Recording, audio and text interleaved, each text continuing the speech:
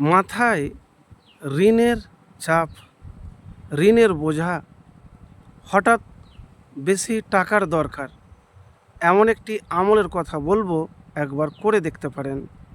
ইনশাআল্লাহ আপনার দোয়া আমল কবুল হতে গেলে দ্রুত আপনার টাকার অভাব দূর হয়ে যাবে।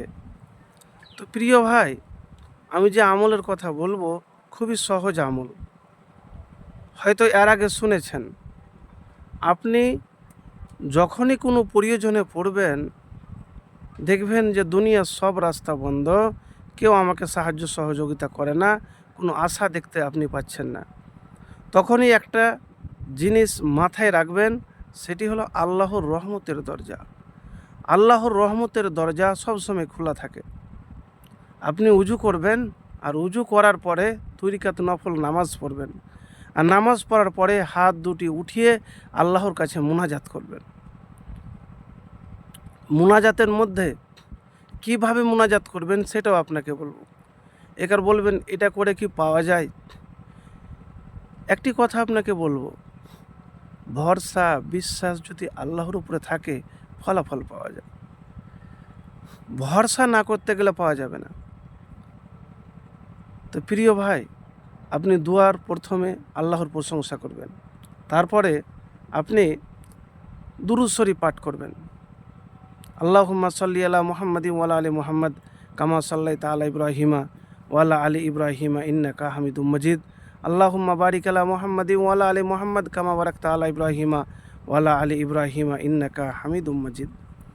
ইয়া হাইয়্যু ইয়া কাইয়্যুমু বিরহমাতিকা আস্তাগিসু, ইয়া হাইয়্যু ইয়া কাইয়্যুমু বিরহমাতিকা আস্তাগিসু, ইয়া হাইয়্যু ইয়া কাইয়্যুমু বিরহমাতিকা আস্তাগিসু 3 বার পড়বেন। তারপরে আল্লাহুম্মা কফিনি বিহালালিকা আন হারামিকা ওয়াগনিনি বিফাজলিকা আম্মান সিওয়াক, এই দোয়াটি 3 বার পড়বেন। তারপরে আল্লাহর কাছে আপনি বাংলা ভাষাতে, আপনার ভাষাতে, নিজস্ব ভাষাতে দোয়া করবেন। একবার আমলটা করেই তো দেখুন। কখন করবেন?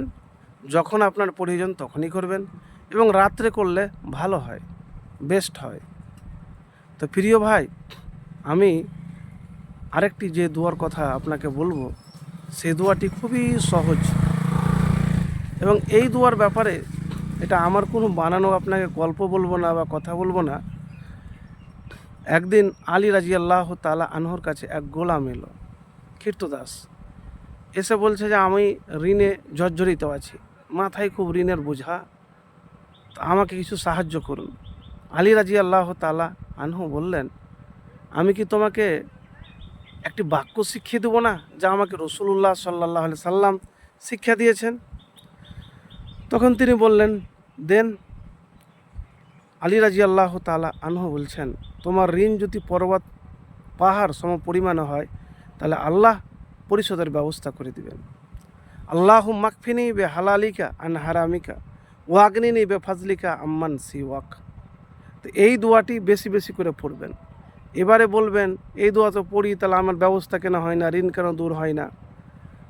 জানেন, রিজিকের, টাকা পয়সার, জীবনের সব কিছুর মালিক হলো আল্লাহ। আর আল্লাহর রব্বুল আলামিনের কাছে বারবার চেয়ে নিতে হয়। চেষ্টা আপনাকে রাখতে হবে, বারবার চাইবেন, হতাশ হবেন না। আপনি বারবার এই দোয়া পাঠ করবেন। আপনার দোয়া, আপনার আমল যদি কবুল হয়ে যায়, তাহলে কিছু লাগবে না। কিন্তু আপনাকে প্রসেস কিভাবে করতে হবে, কিভাবে চাইতে হবে, এতটুকুন হয়তো আপনাকে বলতে পারবো। আর দেওয়ার মালিক হলো আল্লাহ, ওটা আল্লাহর কাছ থেকে চেয়ে নিতে হবে।